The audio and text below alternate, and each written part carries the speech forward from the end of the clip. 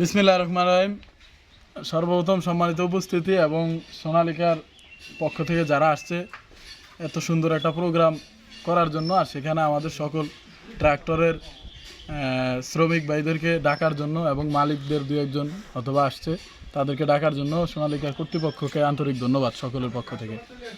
আর আজকের প্রোগ্রামের প্রতিক্রিয়া সবার পক্ষ থেকে আমি এমনটা বলবো যে আজকের প্রোগ্রামে ড্রাইভিংয়ের সেফটি এবং নিজের সেফটির ব্যাপারে কথা বলা হয়েছে।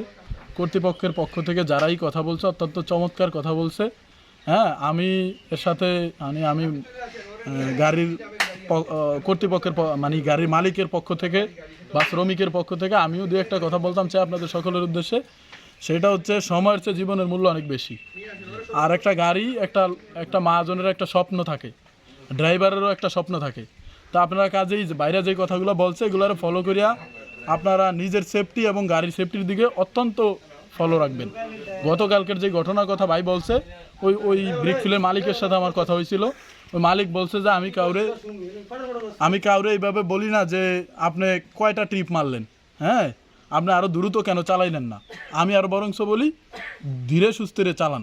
তাহলে আপনারা এই কথাগুলোরই ফলো করবেন। ম্যাক্সিমাম মালিকরা এরকম কথাই বলে, নিজের জীবন এবং ট্রাকের সেফটি ইয়ার। আর আজকের এই প্রোগ্রামের জন্য সোনালিকা কর্তৃপক্ষের আন্তরিক ধন্যবাদ জানাই।